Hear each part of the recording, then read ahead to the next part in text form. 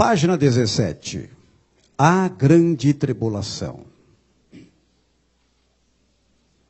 Porque nesse tempo haverá grande tribulação, como desde o princípio do mundo até agora não tem havido. Mateus capítulo 24, versículo 21.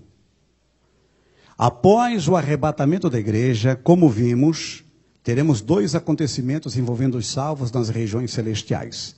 Primeiramente, o tribunal de Cristo, onde os crentes achados fiéis receberão os galardões. Sequencialmente, entraremos para o festejo das bodas do Cordeiro, que retrata o nosso casamento espiritual e eterno com o Senhor Jesus. Porém, enquanto isso, aqui na terra, durante 7 anos sucessivos, dar-se-á a grande tribulação. A expressão a grande tribulação no grego quer dizer comprimir com força. É o retrato deste período mais angustiante que os homens experimentarão. Eu digo no que tange aqueles que estiverem aqui após o rapto da igreja de Cristo Jesus. Vamos conhecer os outros nomes atribuídos ainda à grande tribulação. Página 17, leiam comigo. 1, o dia do Senhor. 2, 3, 4, 5, 6, 7. Estes são os outros nomes atribuídos ainda ao período tribulacional.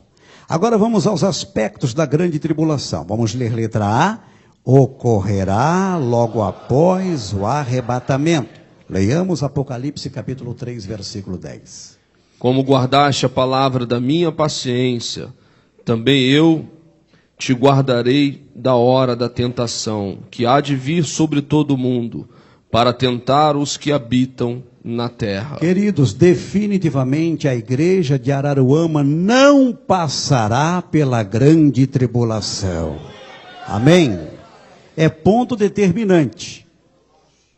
Não caia no logro, na falácia de ensinos que estão ministrados até pela TV por pessoas aparentemente capacitadas, que dizem que a grande tribulação vai durar 10 anos e meio e que a igreja terá que passar parte deste período aqui na terra, ou seja, no fogo tribulacional. De forma alguma, eu, você, cada um de nós, não vamos conhecer os horrores tribulacionais. Vamos provar da glória de nosso Deus. Isto sim.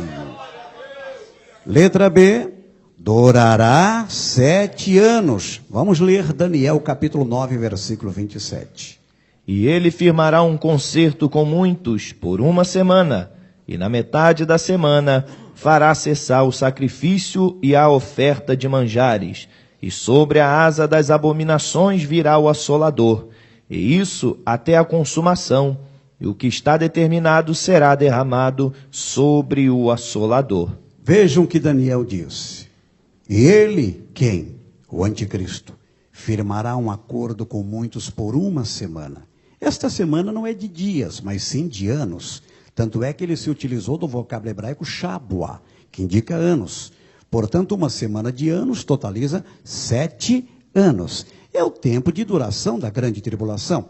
Mas ele nos fornece um detalhe muito importante. E na metade da semana ele vai romper o acordo, vai quebrar a aliança. Metade de 7 é quanto? 3,5.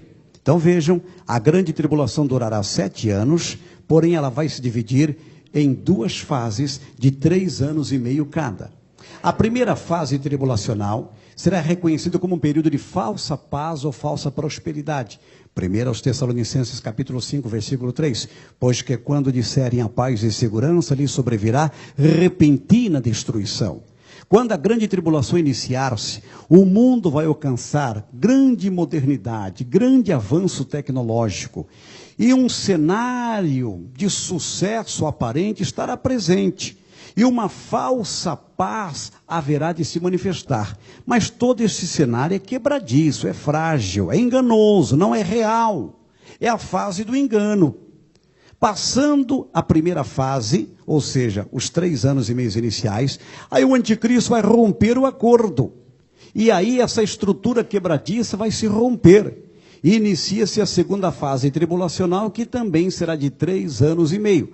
Aí ele vai perseguir os judeus e a igreja apóstata, que vai ser formada por crentes lamentavelmente rebeldes, descuidados, dormentes, que não se aplicam a fazerem a obra do Senhor. Estes formarão a igreja apóstata no início da grande tribulação. Recapitulem comigo. Quantos anos vai durar a grande tribulação?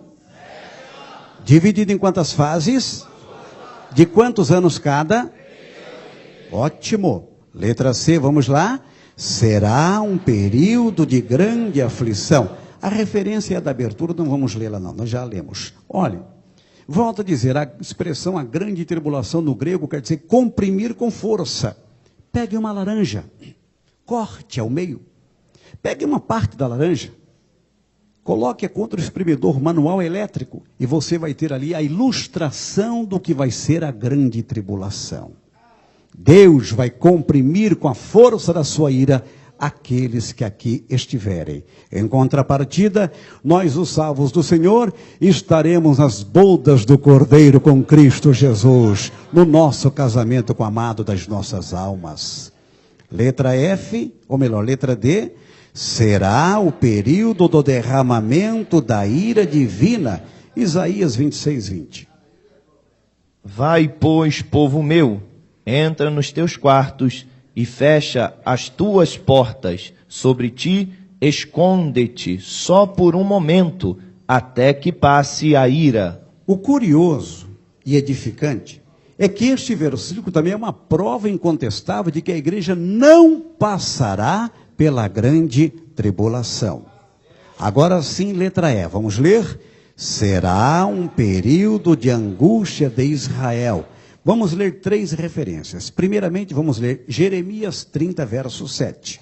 Ok? Depois me prepare Evangelho de João, capítulo 5, versículo 43. Depois eu cito a última. Porque aquele dia é tão grande que não houve outro semelhante, e é tempo de angústia para Jacó. Ele, porém, será livrado dela. Por que é que a grande tribulação é denominada como tempo de angústia para Jacó, ou seja, para a nação de Israel? É porque os judeus serão enganados pelo anticristo. Para compreendermos isto, precisamos observar atentamente o que está escrito no Evangelho de João, capítulo 5, verso 43. Se eu fosse você, eu anotaria esta referência. Vamos ler. Eu vim em nome do meu Pai, e não me aceitais. Se outro vier em seu próprio nome, a esse aceitareis. É de uma profundidade impressionante este versículo. Disse Jesus, Evangelho de João, capítulo 5, versículo 43. Eu vim em nome de meu Pai. É Jesus quem diz. E vós não me aceitais. Ele está falando aos judeus. Outro, porém, virá em seu próprio nome, e a este aceitareis. Igreja, seminaristas, quando Jesus veio a este mundo, ele veio com exclusividade para os judeus. Eu vos pergunto, estes o receberam, sim ou não? Não. Ele reunia em si as prerrogativas para se apresentar como o Messias que era ansioso e fervorosamente aguardado pelos judeus. Mas por que é que os judeus não receberam? Porque eles queriam que ele rompesse com Roma e inaugurasse aqui o seu reinado terreno e temporal. Mas ele disse, o meu reino não é deste mundo. Jesus trouxe a propositura da instauração de um reinado espiritual. E os judeus o classificaram como um impostor e o rejeitaram, correto? Então vejam bem, eu vim em nome de meu Pai e vós não me aceitais. O Messias já veio, vocês concordam comigo, sim ou não? Sim, o Messias já veio. Mas os judeus não o receberam. E por incrível que pareça, eles ainda aguardam pela vinda do Messias. Por isto que o anticristo necessariamente vai ter que ser judeu. Por quê? Porque quando ele surgir no cenário mundial, ele vai se apresentar aos judeus como o Messias. E se há algo que os judeus são inigualáveis, insuperáveis, é no que tange ao estudo das linhagens, das genealogias. Eles são insuperáveis nesse aspecto. Uma junta judaica vai ser formada e o anticristo vai apresentar as suas credenciais, correto? E então eles vão confirmar que ele vai descender de uma das 12 tribos de Israel. Alguns, querendo forçar uma interpretação com base em Gênesis 49:17, dizem que ele virá da tribo de Dan. Não podemos fazer esse tipo de afirmação, correto? O anticristo, na verdade, vai ter dupla nacionalidade. Veremos daqui a pouco o porquê. Ele vai ser judeu e europeu. Dupla nacionalidade. Então os judeus confirmarão que ele vai descender de uma das 12 tribos de Israel e farão acordo com ele. Por quantos anos? 7. Quantos anos? 7. Ele vai honrar na plenitude este acordo, sim ou não? Não. Ele vai cumprir apenas a primeira fase, os 3 anos e meio, correto? Aí ele vai romper o acordo, e quando romper o acordo, a sua máscara vai cair. E os judeus verão a bobagem que fizeram. E aí serão perseguidos ferrenhamente pelo anticristo. Mais uma referência. Daniel capítulo 11, versículo 21. Depois se levantará em seu lugar um homem vil, ao qual não tinham dado a dignidade real, mas ele virá caladamente e tomará o reino com engano. Olha, irmãos, a profundidade desse versículo. Anote isto. Ele virá caladamente. A preparação para o advento do anticristo não está sendo feita de maneira bombástica, não. Com estardalhaços. É tudo muito silenciosamente. O cenário já está montado. O palco já está pronto. Ele virá caladamente e tomará o reino com engano. A quem diretamente o anticristo vai enganar? Aos judeus. Ele vai dizer, eu sou o vosso Messias. E fará com eles uma aliança por 7 anos, mas só vai cumprir a primeira fase. Aí vai romper o acordo e na segunda fase tribulacional, ele vai perseguir os judeus. Muito bem. Letra F, vamos ler. Será marcado pelo surgimento do anticristo. Segundo aos Tessalonicenses, capítulo 2, verso 3. Depois deixa aberto, porque nós vamos ler na sequência, quando eu solicitar, versos 7 e 8. Ninguém de maneira alguma vos engane, porque não será assim sem que antes venha a apostasia e se manifeste o homem do pecado, o filho da perdição. Muito bem, irmãos. O personagem central do período tribulacional vai ser o anticristo. Biologicamente falando, o anticristo vai ser um homem comum. Porque muitas pessoas têm uma ideia, lamentavelmente errônea, equivocada, de que o anticristo vai ser um tipo de Robocop. De forma alguma. Biologicamente falando, anatomicamente falando, ele vai ser um homem comum. Porém, superdotado pelo diabo com faculdades sobrenaturais, como carisma, liderança, estratégia, intelectualidade e um grande poder de persuadir ou convencer as pessoas. Não podemos afirmar quem vai ser o anticristo. Muitos caíram em descrédito quando fizeram. Por exemplo, quantos de vocês aqui ouviram pessoas afirmando de público que o anticristo poderia ser João Paulo II, ou Karol Wojtyla, o ex-papa? Quantos ouviram? Muitos. Como ficam tais pessoas que fizeram esta afirmação? Outros afirmavam categoricamente que o anticristo seria Saddam Hussein. E aí, nós vamos ver uma relação aqui nas imagens hoje de pessoas que foram citadas como propensas candidatas ao posto de anticristo. Então a Bíblia não nos revelou sua identidade. Por isso toda afirmativa nesse aspecto deve ser encarada com uma suspeita, correto? Nunca creia de fato nesse tipo de apontamento. Olhe, por que é que o anticristo não se manifestou? A Bíblia diz que há algo que impede a sua manifestação. Vamos ver? Versos 7 e 8. Na sequência do texto. Porque já o ministério da injustiça opera. Mistério. Porque já o mistério da injustiça opera. Isto. Somente há um que agora resiste, até que do meio seja tirado. E então será revelado o iníquo, a quem o Senhor desfará pelo assopro da sua boca, e aniquilará pelo esplendor da sua vinda. Há algo que impede a manifestação do anticristo. Aí os teólogos se dividem no que tange a esta interpretação. Para muitos é o Espírito Santo, para outros a presença da igreja. Os dois grupos estão certos. O Espírito Santo é o agente, a igreja é o meio pelo qual Deus impede a manifestação do anticristo. Enquanto perdurar a dispensação da graça, também conhecida como dispensação do Espírito Santo, e a igreja de Araruama aqui estiver dando glória ao nome de Jesus, o anticristo não se manifestará. Ele só haverá de se manifestar quando esta igreja for arrebatada. Você não vai ver o rosto tétrico, apavorante do anticristo. Você vai ver o lindo rosto de Jesus Cristo em sua laureada glória. Louvado seja Deus. Agora vejam, por que é que em diferentes épocas sempre tivemos nomes alternados como propensos candidatos ao posto de anticristo? É muito simples. Sabem por quê? Porque o diabo não sabe quando vai se dar o arrebatamento da igreja. Ah, pastor, eu não concordo com isso. Então vamos ver. Mateus 24, verso 36, por favor.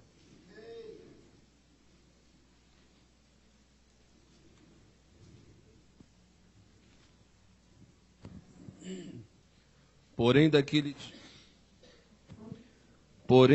dia e hora ninguém sabe, nem os anjos do céu, nem o Filho, mas unicamente meu Pai. Daquele dia e hora ninguém sabe. Jesus está falando do dia e da hora da sua vinda. Então preste bem atenção. Vamos aqui fazer uma conexão com o que eu estou falando, com base no texto que foi lido. Quando ocorrer o arrebatamento da igreja, aqui na terra vai ocorrer a grande tribulação. Como o diabo não sabe quando vai se dar o arrebatamento da igreja, em diferentes épocas ele sempre teve alguém preparado supostamente com grande potencial para exercer o posto de anticristo.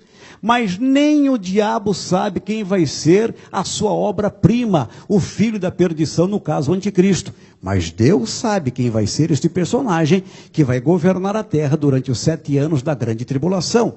Os irmãos entenderam? É interessante isto. Quando a igreja for arrebatada, aqui na terra vai se iniciar a grande tribulação. Como o diabo não sabe quando vai se dar o arrebatamento, ele fica perdido, mas nós não estamos perdidos, nós estamos caminhando bem, caminhando certo, louvado seja o nome do Senhor. Vamos conhecer os outros nomes atribuídos ainda ao anticristo, página 18, vamos lá? 1, homem do pecado, só vocês, 2, 3, 4, 5, 6, 7, 8. Na década de 80, o cantor e compositor brasileiro Alceu Valença compôs uma canção intitulada Anunciação. E na música ele diz: tu vens, eu já escuto os teus sinais. Questionado posteriormente ao chamado sucesso desta canção, sobre o personagem em foco na canção, ele disse: eu estava em transe quando eu compus esta música. E eu vi um rosto apavorante de um homem que vai governar a terra sozinho. É uma clara alusão ao anticristo. Eu volto a dizer, ninguém tem a autoridade para afirmar quem vai ser o anticristo, porque sua identidade não nos foi revelada. Muito bem. Queridos, vamos logo a seguir. O anticristo vai governar sobre 4 importantes áreas. Vamos ver qual vai ser a primeira? Área política. Vejam, ele vai aniquilar as formas de governos existentes hoje. Parlamentarismo, monarquia, presidencialismo. E ele vai instaurar na terra um modelo anacrônico fora de moda, o totalitarismo. O anticristo vai ser o maior de todos os déspotas, ou o maior de todos os tiranos, o maior de todos os ditadores. O que é curioso é que, se nós olharmos no cenário da história, nós veremos que os grandes ditadores estão passando. Por quê? Porque o mundo se democratiza e se ajusta para a projeção do maior ditador, que vai ser o anticristo. Veja, Lenin, Stalin se foram da antiga União Soviética. Hitler se foi da Alemanha nazista. Mussolini se foi da Itália fascista. Mao Tse-tung se foi da China, graças a Deus, matou 70 milhões de pessoas. Slobodan Milosevic se foi da antiga Iugoslávia. Ainda mais recentemente, Charles Taylor caiu na Libéria, Marcos nas Filipinas, Baby Doc no Haiti, Pinochet no Chile, Stroessner no Paraguai, Idi Amin Dada de Uganda, Nicolae Ceausescu da Romênia. Mais recentemente, Saddam Hussein caiu no Iraque e recentemente Fidel Castro renunciou como comandante do governo de Cuba. Os grandes ditadores estão desaparecendo do cenário mundial, porque o mundo se adequa para o surgimento do maior ditador, que vai ser o Anticristo. Muito bem. Segunda área, leamos área econômica. Vamos ler Apocalipse 13, versos 16 a 18.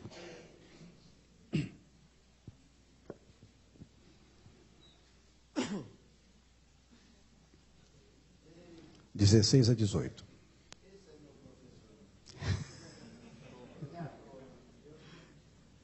Para que ninguém possa comprar ou vender, senão aquele que tiver o sinal, ou o nome da besta, ou o número do seu nome.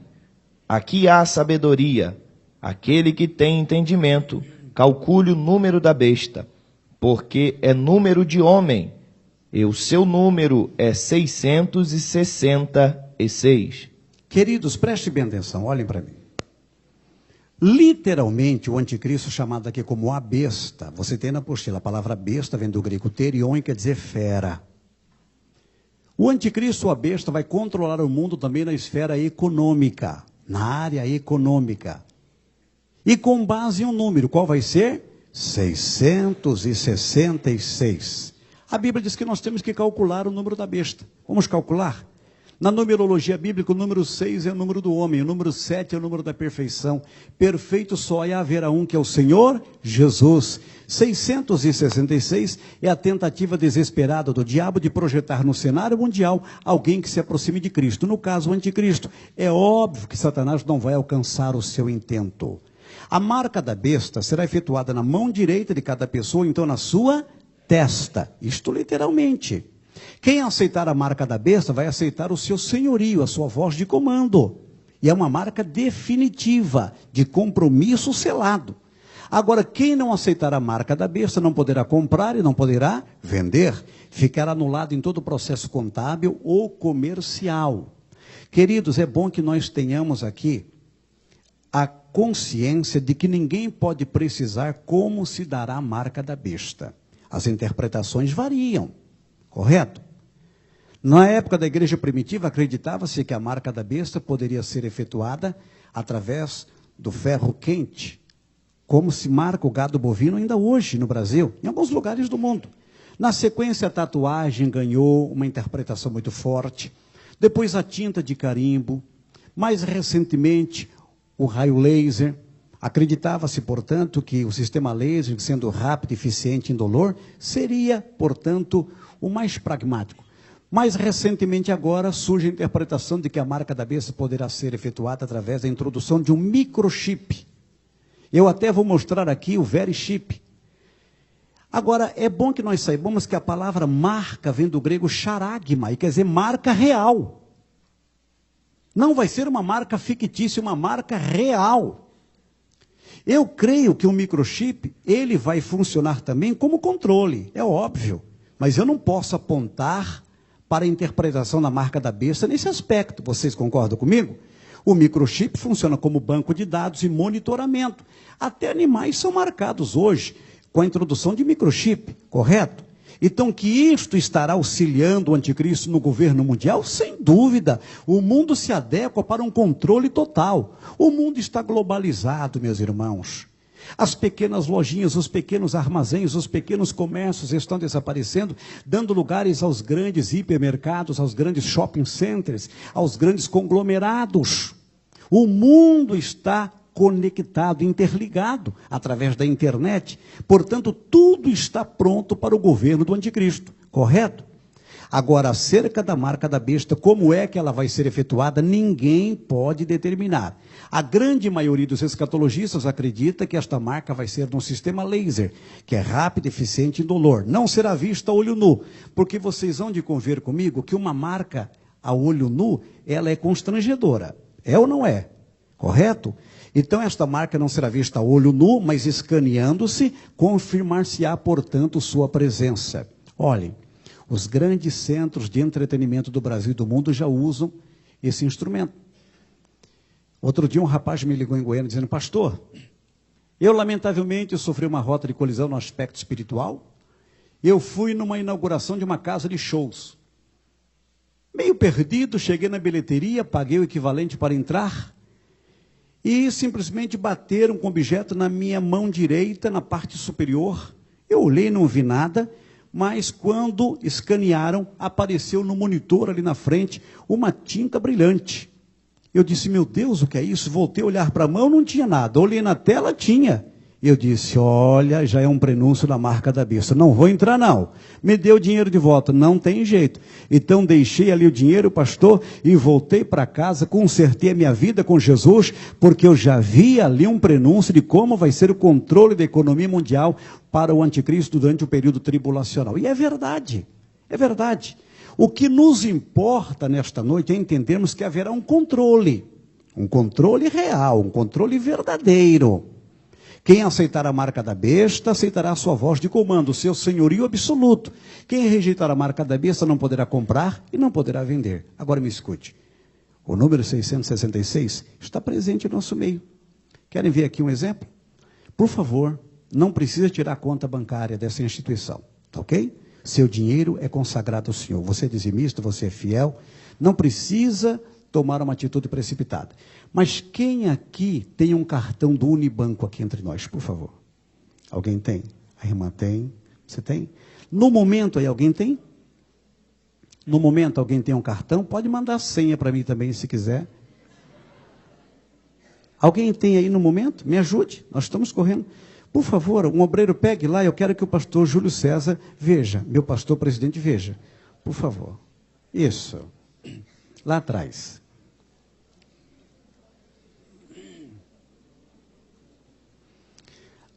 A logomarca do Unibanco é para o senhor confirmar, pastor. Pastor, a logomarca do Unibanco são 3 6 entrelaçados. O senhor pode confirmar isso, presidente? São 3 6 entrelaçados. É impressionante. Impressionante. Dá para mostrar aqui? Ali na tela? Viram aí, irmãos? Viram? É impressionante. São 3 6 entrelaçados. 666. Não tire o seu dinheiro de lá, não se precipite, isso não quer dizer nada no que tange a sua vida espiritual. Amém, irmãos? Não vamos interpretar de uma maneira equivocada isso aí não, ok? Ok, olhem para mim aqui, por favor. Olhem para mim. O código do Banco Mundial é 666. A revista mais promíscua do mundo é editada no interior da França. E o título dela, 666. Quando Collins, Aldrin e Armstrong alcançaram o solo lunar no dia 20 de julho de 69, o ex-presidente dos Estados Unidos, Richard Nixon, lhes fez uma ligação telefônica através da sede da NASA no Cabo Canaveral. Qual foi o prefixo que ele discou? 666. A maior indústria bélica fica nos Estados Unidos. E ela tem na sua documentação em alto relevo o número 666. Em Nova York existe um prédio de 15 andares e no último andar há um número escrito na janela, em caráter definitivo. 666. Este número está presente em nosso meio. A ex-governadora do Rio, Rosinha Mateus, ou Rosinha Garotinho, vetou uma lei que fora aprovada pelos senhores deputados da Assembleia Legislativa do Rio de Janeiro, que aprovava a união homossexual para fins previdenciários. E ela vetou. Qual era o número dessa lei? 666. Este número está presente em nosso meio, correto? Então, vejam como as profecias se aceleram para o seu cumprimento. Quantos podem dizer amém por isto? Eu vou perguntar para ter a certeza de que vocês de fato aprenderam. A marca da besta será efetuada na mão direita ou na testa de cada pessoa. O número da besta é o número 666. Eu posso determinar de maneira responsável para os alunos como se dará a inserção da marca da besta? Não, porque as interpretações variam. Mas isto revela que haverá um controle total, correto? Muito bem. Vamos lá, terceira área, área religiosa. Olha aqui, que lindo, né? Os irmãos, o Jantos já fez um trabalho aí. É aqui ou lá? Aqui? Olha aí. Está aí, olha. Estão vendo? São 3 6 entrelaçados. É impressionante. Irmãos, eu deveria ter aqui uma relação muito grande, mas em função do tempo eu não posso enumerar. Mas existe um desenho japonês, certo? Depois eu posso mostrar isso. Eu vou pedir até o Jantos que prepare para mim.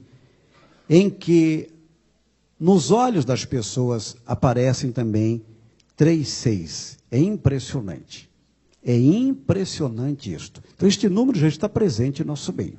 Ok, área religiosa. Vamos ler Apocalipse 13, versos 11 a 15. Obrigado, viu? É a tecnologia a serviço, não é, pastor? Que coisa fantástica. E vi subir da terra outra besta, e tinha 2 chifres semelhante ao de um cordeiro, e falava como dragão, e exerce todo o poder da primeira besta na sua presença, e faz que a terra e os que nela habitam adorem a primeira besta, cuja chaga mortal fora curada, e fez grande sinal, de maneira que até fogo faz descer do céu a terra à vista dos homens, e engana os que habitam na terra com sinais que lhe foi permitido que fizessem em presença da besta, dizendo aos que habitam na terra que fizessem uma imagem à besta, que recebera a ferida de espada e vivia. E foi-lhe concedido que desse espírito à imagem da besta, para que também a imagem da besta falasse, e fizesse que fossem mortos todos os que não adorassem a imagem da besta. Muito bem. A segunda besta trata-se do falso profeta, que vai ser o mentor para as atividades tribulacionais. Ele vai ser o mentor executivo. Ele vai ser o cérebro do anticristo para o período tribulacional. Mas também o falso profeta vai ser o ministro de cultos deste período. E ele vai imitar atividades de profetas do Senhor, principalmente do profeta Elias. Ele vai fazer com que fogo caia do céu e sinais impressionantes e sobrenaturais. O falso profeta vai edificar uma imagem da primeira besta. A palavra imagem vem do grego eikon e quer dizer cópia fiel, reprodução fiel. Esta grande imagem vai ser uma cópia fiel da primeira besta, que vai ser o anticristo. E o falso profeta vai dar poder à imagem para que ela fale. A imagem não vai andar, não vai se locomover, mas vai falar. E os homens terão que adorá-la. E aqueles que não adorarem a imagem da besta serão perseguidos e mortos. Apocalipse capítulo 20, versículo 4. Muito bem, leiam comigo qual vai ser a última área. A área do Império Romano restaurado. Daniel capítulo 2, versículo 34. Estavas vendo isto, quando uma pedra foi cortada, sem mão, a qual feriu a estátua nos pés de ferro e de barro, e os esmiuçou. Daniel está interpretando o sonho de Nabucodonosor, do grande colosso, da grande estátua. Ele disse: eu estava vendo isto, quando eu vi uma pedra tirada do monte sem auxílio de mãos. E esta pedra chocou-se contra a estátua, não na cabeça, não no peito, não no ventre, não nos braços, não nas pernas, mas nos pés, nos 10 dedos, em parte de ferro, em parte de barro. Vamos entender isto. Olhem, eu estou dizendo aqui que o velho Império Romano vai ser restaurado. Na verdade, esta restauração, ela já está presente no novo formato. através da estrutura da União Europeia, antigo Mercado Comum Europeu. O Mercado Comum Europeu foi fundado em 23 de maio de 57 e entrou em vigor em 1º de abril de 58. Começou com 6 nações e hoje conta com 27 nações. Tem uma população conjunta de 470 milhões de habitantes. O seu presidente de honra chama-se Jack Delors. Vocês o verão aqui, agora mesmo, nas imagens. Há um presidente fixo, que é o ex-primeiro-ministro de Portugal, chamado Durão Barroso. E há um presidente rotativo indicado a cada 6 meses por um dos países que integram este bloco. Então há um rodízio. A cada 6 meses há um presidente rotativo. No momento, o presidente rotativo é o senhor Nicolas Sarkozy, presidente da França. A União Europeia passou a ser chamada assim em 8 de novembro de 93, quando então houve a quebra das tarifas alfandegárias. E vocês verão aqui esse dia no Tratado de Maastricht, no interior da Holanda. 8 de novembro de 93, o Mercado Comum Europeu passa a se chamar União Europeia. A sede fica em Bruxelas, a bela capital da Bélgica. Essa estrutura grandiosa já tem um PIB quase que superior ao dos Estados Unidos, de 13 bilhões de dólares. Ainda mais, tem também uma estrutura fantástica, fantástica. Tem um Banco Central próprio, tem um Tribunal de Contas próprio, tem um Tribunal de Justiça próprio e um parlamento multinacional. O parlamento tem 785 cadeiras. É um parlamento muito grande. E o mandato de cada parlamentar é de 5 anos. As sessões é que são curtas, são apenas 4 por mês. Porque esses congressistas têm que sair dos seus respectivos países e se encontrarem ou na sede do parlamento em Estrasburgo, na França, ou na segunda sede em Bruxelas, correto? Então são 2 sedes do Parlamento Europeu. É uma grandiosa estrutura que tem como moeda oficial o euro. Das 27 nações que integram este bloco, 3 não adotaram o euro como moeda oficial: Suécia, Inglaterra e Dinamarca. Agora vejam bem, esta grandiosa estrutura tem hoje 27 nações. Mesmo que o número sofra um acréscimo, como vai ocorrer no início de 2009, para que a profecia bíblica se cumpra, restarão unidas neste bloco apenas 10 nações. Primeiro, porque a profecia tem que se cumprir. Segundo, porque nem tudo são flores, irmãos. Nem tudo são flores. Olhem só. Este grande bloco é um bloco aparentemente perfeito, mas algumas nações estão insatisfeitas, porque dizem que estão perdendo o sentimento pátrio ou a soberania. Muitas nações não assinaram a Constituição Europeia, pelo menos 4 se negaram a assinar a Constituição Europeia. Então nem tudo são flores. Vocês verão toda essa estrutura daqui a pouco através das imagens, perfeito? Mas é uma estrutura grandiosa, com PIB de praticamente 13 trilhões de dólares e com uma estrutura grandiosa de 27 nações. Eu pergunto aos alunos, o Mercado Comum Europeu, que hoje é a União Europeia, tem como sede a cidade de Bruxelas. Muito bem. A moeda oficial chama-se euro. E este bloco hoje conta com quantas nações? 27. Para que a profecia bíblica se cumpra, restaram quantas unidas desse bloco? 10. Vamos entender o porquê? Daniel disse que a pedra foi atirada do monte sem auxílio de mãos e chocou-se contra a estátua nos pés, nos 10 dedos, em parte de ferro e em parte de barro. Ferro e barro não dá liga. Ferro, governo ditatorial. Barro, governo democrático. Essas 2 formas de governos estarão presentes, correto? O ferro mais intensamente através da liderança do anticristo. Mas essas 2 formas de governos estarão presentes. E ferro e barro não dá liga. E a pedra vai chocar-se contra essa estrutura que vai projetar o anticristo para o início da grande tribulação. Isto vai se cumprir, o choque da pedra contra a estátua, na batalha do Armagedon. Pastor, quem é esta pedra? Esta pedra é Cristo Jesus, o Senhor, que sem auxílio de mãos vai destruir essa estrutura que vai servir como trampolim para a ascensão do anticristo no início da grande tribulação. Daniel capítulo 7, o profeta profetizou. Eu quis saber mais a respeito do quarto animal.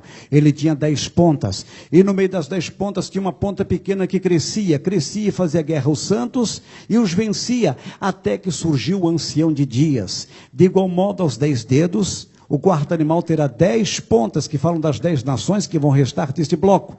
E a ponta pequena retrata o anticristo, que vai se utilizar deste cenário para se projetar no início da grande tribulação. João viu a besta com 10 chifres. Então recapitulem comigo, vamos lá. 10 dedos, depois 10 pontas e 10 chifres. São as 10 nações que vão restar unidas de qual bloco? União Europeia.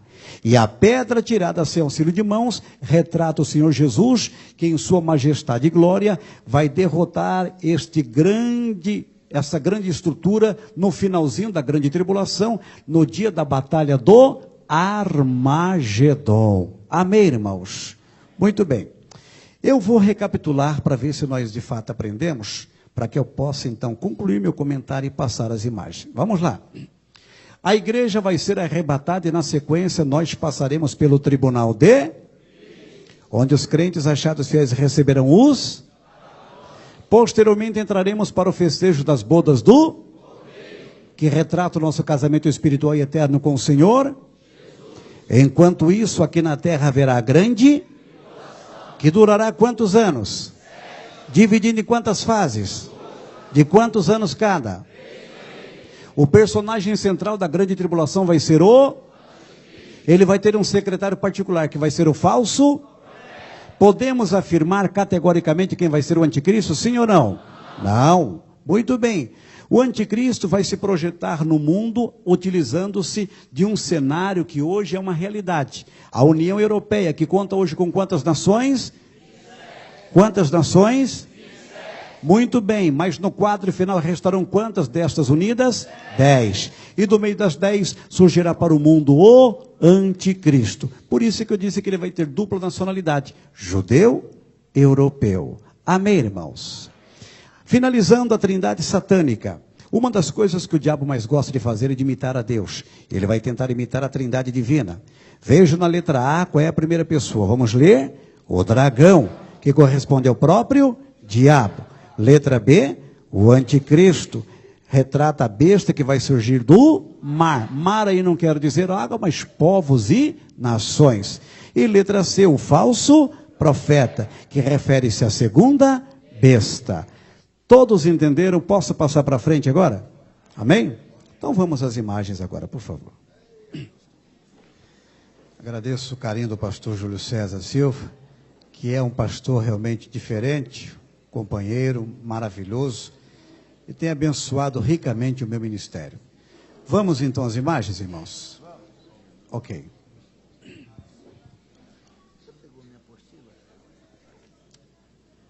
Muito bem. Durante a grande tribulação,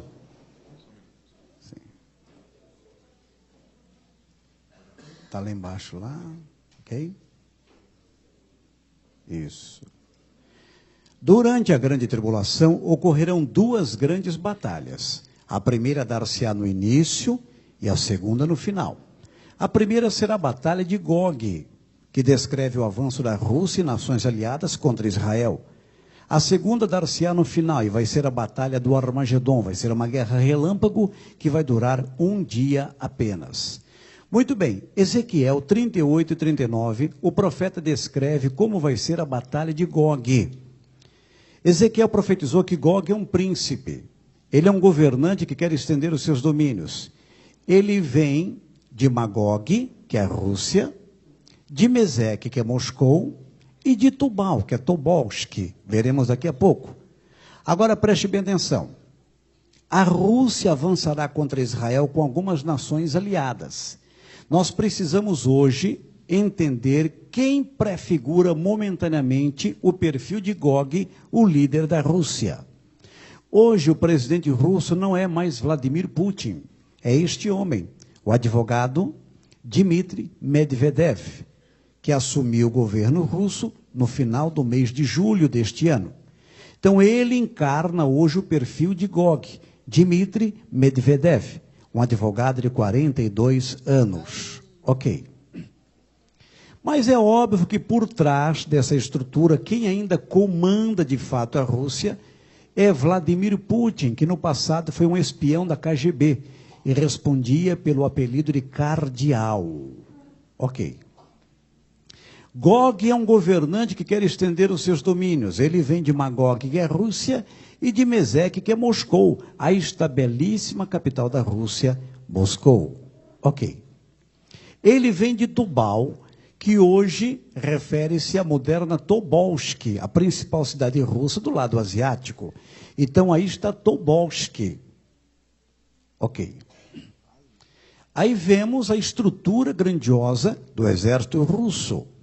Com o fim do comunismo no leste europeu, houve também a dissolução daquele antigo bloco conhecido por União Soviética, que era composto por 15 repúblicas, sendo a Rússia a principal. A Rússia tem um efetivo militar fantástico e um grande arsenal bélico. Ok. Aí vemos toda a estrutura bélica da Rússia, ou pelo menos parte dela, que nos dá uma amostra clara de como essa estrutura é gigantesca. Portanto, a Rússia avançará contra Israel no início da grande tribulação. Ok. Mas a Rússia não avançará só. Algumas nações se aliarão à Rússia. A primeira é Gomer. Gomer é a Germânia. A Germânia é a atual Alemanha, comandada por esta mulher, a chanceler Angela Merkel. Ok. A capital da Alemanha é Berlim, que se vê aí numa belíssima foto noturna. Ok. Mas até 1989, os escatologistas discutiam qual Alemanha seguirá aliada à Rússia, a oriental ou a ocidental, já que a Alemanha estava dividida em duas. A Alemanha oriental e a Alemanha ocidental estavam divididas pelo Muro de Berlim, o chamado Muro da Vergonha. Acreditem, ele foi construído de um dia para o outro, de 12 para 13 de agosto de 1961. Tinha 165 quilômetros de extensão, 3 metros de altura, 302 postos de vigia com 14 mil soldados que revezavam-se. Ok. Aí está a estrutura do Muro de Berlim, chamado Muro da Vergonha, que dividia Berlim em duas e, obviamente, a Alemanha em duas. Volto a dizer, Alemanha Oriental e Alemanha Ocidental. Ok. Porém, o Muro de Berlim caiu no dia 9 de novembro de 1989. E em 1990, a Alemanha foi reunificada. Hoje, só há uma Alemanha, cuja capital é Berlim. Ok. Segunda nação, a Pérsia. A Pérsia, em 1935, passou a se chamar Irã. O Irã, que é comandado por este homem, o insano Mahmoud Ahmadinejad, um homem que patrocina aquelas células terroristas que apoquinam a vida dos judeus. Este homem realizou um encontro em Teherã no início de 2007 para questionar a veracidade do Holocausto. Ele não acredita e prega isto, expõe isto, que o Holocausto é criação judaica, que nunca ocorreu. Mas a história não mente. Os arquivos aí estão, e existem relatos fiéis até hoje, de sobreviventes do Holocausto. Muito bem, então a Pérsia corresponde ao atual Irã. O Irã é comandado por este homem no aspecto administrativo. Ok. Porque espiritualmente é comandado por este outro, o Ayatollah Ali Khamenei. Ali Khamenei é um homem que comanda a parte religiosa do país. Ok.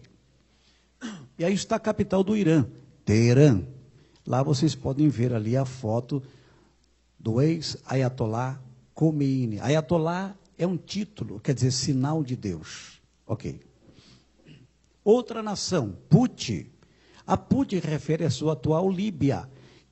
A Líbia que é comandada por este homem, o coronel Muammar Gaddafi, que aparece aqui ao lado do presidente da França, Nicolas Sarkozy. Então, Putin identifica-se com a atual Líbia. Ok. A capital da Líbia é Trípoli, que aí se vê. Ok. Aí aparece uma outra nação. Na verdade, é uma junção de duas nações. Togarma. É a união da Turquia com a Armênia. O presidente da Turquia é este homem, Ahmet Sezer. Ok. E o primeiro-ministro é este, Recep Erdogan. Ok. A capital da Turquia não é Istambul, é Ankara, que aí se vê. Então, Togarma é a união da Turquia com a Armênia. Falamos sobre a Turquia. Vamos agora falar sobre a Armênia, por favor. Ok. O homem que comanda a Armênia como presidente é este aqui, Robert Kocharian. Ok. E o primeiro-ministro é Serge Sarkisyan. Ok. E aí está a capital da Armênia, Yerevan. A Armênia integrava no passado aquele bloco conhecido por União Soviética. Então eu volto a dizer, Togarma é a união da Turquia com a Armênia. Ok. A última nação é a Etiópia, que até hoje leva o mesmo nome. A Etiópia tem como presidente Girma Georges, que aí aparece. Ok. E o primeiro-ministro é este homem, Meles Zenawi. Ok. A capital da Etiópia é Addis Abeba. Aí vocês estão vendo o parlamento africano que tem como sede Addis Abeba, a capital da Etiópia. Estas nações se aliarão à Rússia e marcharão contra Israel no início da grande tribulação. Este relato não é meu, isso não é criação minha, é o relato do profeta Ezequiel. Ok. Gog, o líder da Rússia e as nações aliadas, levarão o que há de mais moderno no mundo bélico armamentista. Ok. Mas também muitos irão a cavalo, literalmente, Ezequiel 38:15. É bom que se saiba que Israel é um país de área desértica. 70% de Israel é puro deserto. E os cavalos têm grande poder de mobilização em áreas assim. Outra informação, 70% dos cavalos do mundo estão na Rússia. Os russos desenvolveram uma raça de cavalos especial, chamada Kirguis. Esses cavalos desta raça têm grande massa muscular e só comem ração seca. E ainda suportam alternância de diferentes temperaturas, sol intenso e frio intenso. Então, cavalos e cavaleiros aí é uma linguagem literal. Ok. Por quais razões Gog e os seus aliados vão avançar contra Israel? Não é para destruir Israel, é para se apropriar das terras onde Jesus andou, onde os profetas também viveram. As razões básicas são duas. Primeiro, por conta da posição estratégica de Jerusalém. Ezequiel 38:12. Jerusalém é o centro exato da terra, Ezequiel 5:5. Como Gog vai querer controlar o mundo, ele vai tentar passar pelo coração da terra que é Jerusalém. Em 1995, Mikhail Gorbachev afirmou: quem conquistar Jerusalém, conquistará todo o mundo. Ok. Segunda razão, as riquezas de Israel, Ezequiel 38:12. Olhem, as riquezas de Israel são inúmeras. Os diamantes de Haifa, os lençóis petrolíferos descobertos recentemente na Galileia, a comunidade científica judaica, mas principalmente as riquezas que repousam aqui no fundo do Mar Morto. Aqui está a maior riqueza mineral do mundo, no fundo do Mar Morto, ao sul de Israel. Geólogos britânicos fizeram um cálculo estarrecedor na década de 70. Naquela época já diziam que, se os judeus extraíssem de uma só vez todas as riquezas dormentes no fundo do Mar Morto, daria para se comprar 28 vezes toda a Europa, o velho continente. Por isso que Gog vai tentar conquistar Israel, primeiro pela posição estratégica de Jerusalém, segundo pelas riquezas fantásticas da Terra Santa. Porém, Deus vai intervir em favor dos judeus. Vejamos. Ezequiel 38, versos 19 a 22, a Bíblia diz que a intervenção do Senhor vai ser tríplice. Primeiro, ocorrerá um terremoto como este que abalou a China em maio deste ano. E este terremoto que vai ocorrer vai desestabilizar as tropas de Gog. Ok. A Bíblia diz que a segunda intervenção do Senhor vai ser uma confusão entre as tropas de Gog. As tropas sairão unidas, mas vão se autoconfrontar. Ok. Por último, Deus enviará sobre as tropas de Gog uma chuva de saraiva, fogo e enxofre, e vai consumir as tropas de Gog, o líder da Rússia. A Bíblia diz assim nas palavras do Senhor: nos montes de Israel tu cairás. Ezequiel 39:12, a Bíblia diz que os mortos serão tantos que os judeus levarão 7 meses para sepultá-los. Vitória do Deus de Abraão, Isaque e Jacó. Louvado seja Deus. Ok. Vamos falar agora sobre o antigo mercado comum europeu, que hoje se chama União Europeia. Foi fundada em 23 de maio de 57, entrou em vigor em 1º de abril de 58. Tem uma população de 470 milhões de habitantes e uma composição de 27 nações. Ok. Aí está o homem que idealizou este bloco, Jack Delors, que é um presidente de honra. Ele ainda é vivo. Ok. Aí o famoso Tratado de Maastricht, no interior da Holanda, que ocorreu em 8 de novembro de 93, quando o mercado comum europeu passou a se chamar União Europeia. Ok. Aí o homem que governa este bloco de nações, o ex-primeiro-ministro de Portugal, chamado Durão Barroso, é o presidente fixo, porque eu volto a dizer, como disse na aula, há um presidente rotativo indicado a cada 6 meses, que trabalha mais como coadjuvante ao lado do presidente fixo. Mas Durão Barroso é a voz majoritária deste bloco de nações. Ok. Aí a capital, que também é a capital da Bélgica, Bruxelas. Aqui é a sede da União Europeia. Ok. Aí a bandeira, o fundo azul e 12 estrelas amarelas. Ok. Aí o dinheiro oficial, chamado euro, entrou em circulação em janeiro de 2002. Das 27 nações que integram este bloco, 3 não adotaram o euro como moeda oficial: Suécia, Inglaterra e Dinamarca. Umas 30 notinhas dessa aqui ajudaria bem, né, pastor? Graças a Deus. Ótimo, ok. Aí a sede da União Europeia em Bruxelas. Esta é a estrutura grandiosa e gigantesca.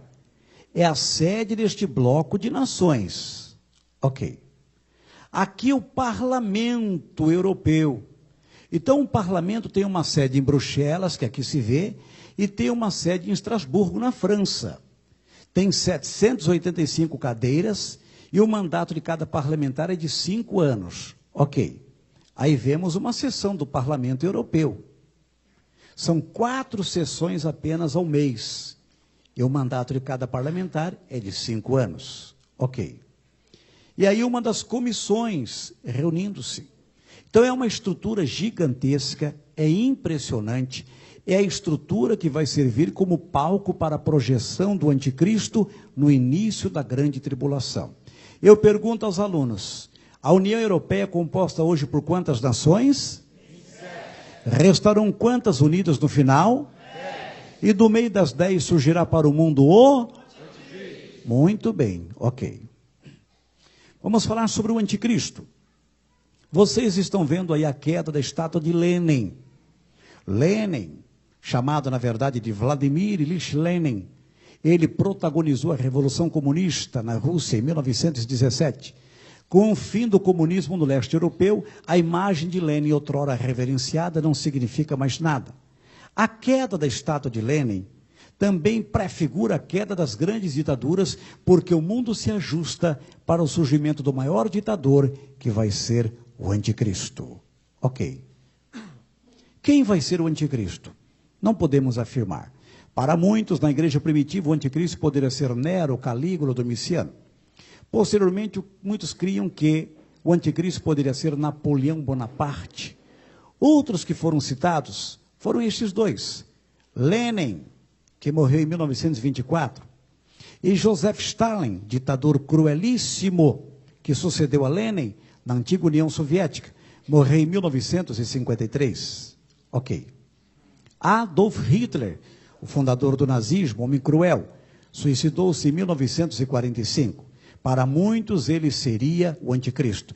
Eu quero recomendar aos jovens que não estão conseguindo arrumar casamento, mandem fazer uma calça igual a de Hitler. Talvez ajude, olha só.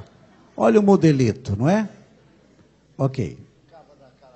Ruim. Para muitos, o anticristo poderia ser Benito Mussolini, o fundador do fascismo na Itália. Ele morreu em 1945. Ok.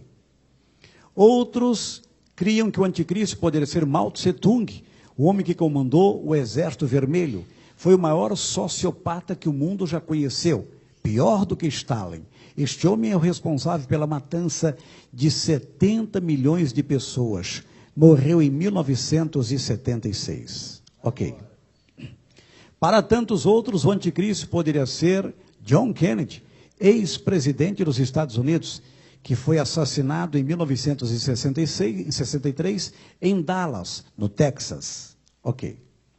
Outro que foi muito citado é este homem, Ernesto Guevara de la Serna, conhecido como Che Guevara, médico alergista argentino, nascido em Rosário. Ele atuou ao lado de Raul Castro e Fidel Castro na Revolução Cubana em 1959, depondo a Fulgêncio Batista. Morreu no povoado de La Higuera, na Bolívia, no dia 9 de outubro de 67, assassinado por um oficial do exército boliviano. Para muitos, Che Guevara poderia ser o anticristo. Ok. Outro muito citado foi este homem cruelíssimo, Idi Amin Dada. Idi Amin governou um país africano chamado Uganda.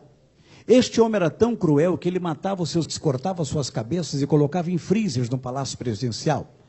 E quando acordava bem-humorado, ele abria as portas desses freezers e conversava, dialogava com seus oponentes, representados por suas respectivas cabeças. Ele morreu no exílio na Arábia Saudita em 2003. Ok. Para tantos outros, o anticristo poderia ser este homem, um dos homens mais cruéis que a humanidade conheceu, Nicolae Ceausescu. Ele governou a Romênia.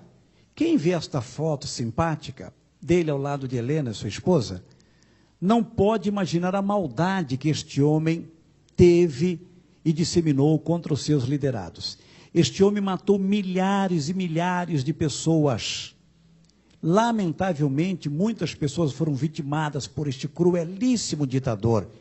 Nicolae Ceausescu morreu em 1989. Ok. Para tantos outros, o anticristo poderia ser este homem, o ex-presidente dos Estados Unidos, Ronald Reagan. Ele tinha 3 nomes e cada nome tinha 6 letras. Ronald Wilson Reagan, 666. E por isso fazia uma conexão com o futuro ditador mundial. Reagan morreu no ano de 2004. Ok. Para tantos outros, o anticristo poderia ser este homem que ainda é vivo, Henry Kissinger, ex-secretário de Estado norte-americano, ganhou o Prêmio Nobel da Paz. Ele é judeu-americano. Ok. Este foi muito citado, o Ayatollah Khomeini.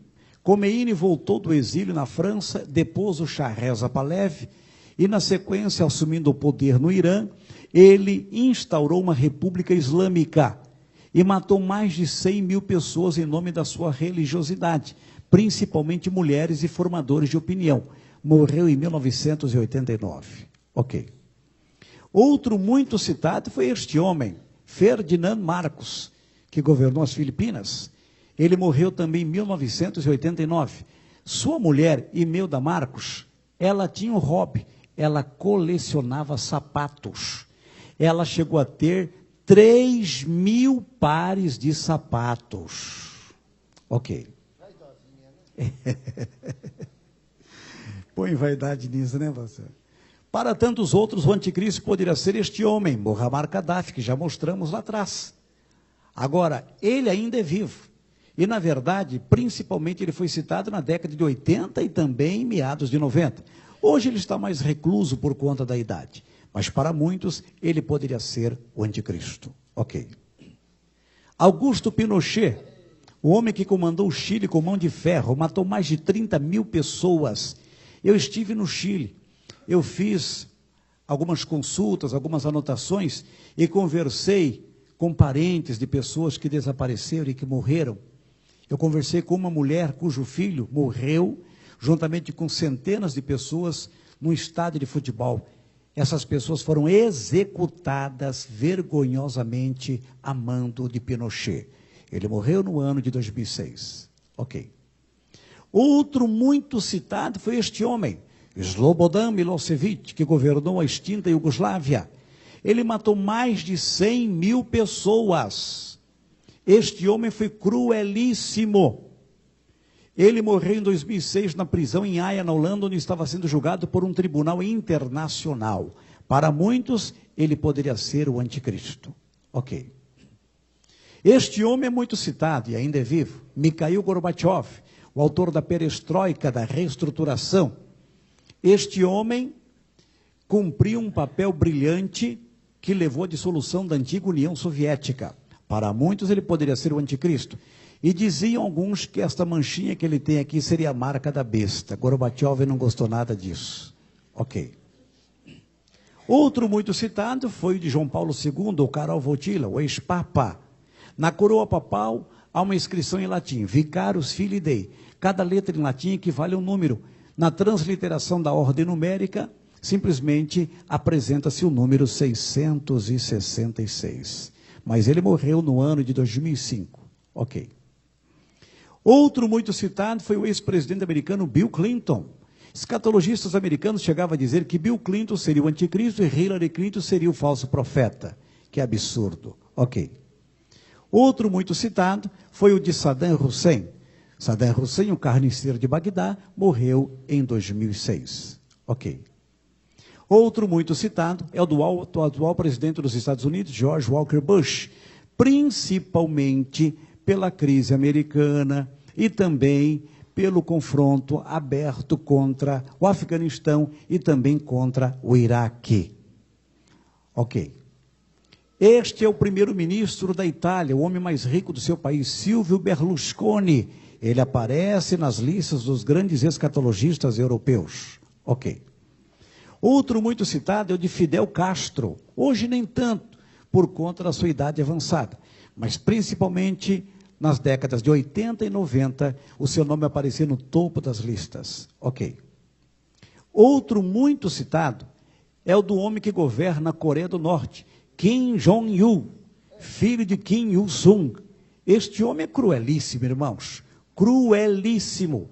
Transformou o seu país numa potência bélica, mas o povo passa fome. Ok. Para muitos, o anticristo poderia ser o reverendo Moon, pai da igreja da unificação. Ok. Outros apontam Hugo Chávez como futuro ditador mundial, o homem que instaurou na Venezuela uma ditadura branca. Muitos creem fielmente que Chávez poderá ser o anticristo. Ok.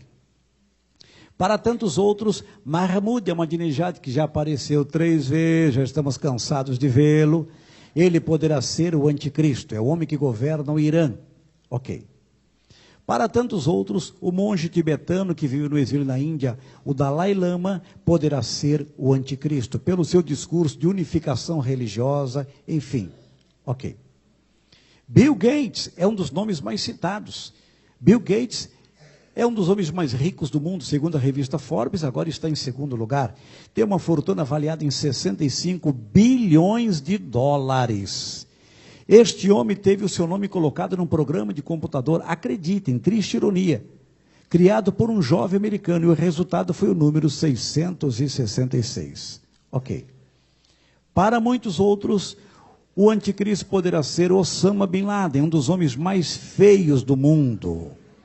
Principalmente depois do atentado terrorista de 11 de setembro de 2001, protagonizado contra os Estados Unidos da América do Norte, Bin Laden aparece no topo das listas. Ok.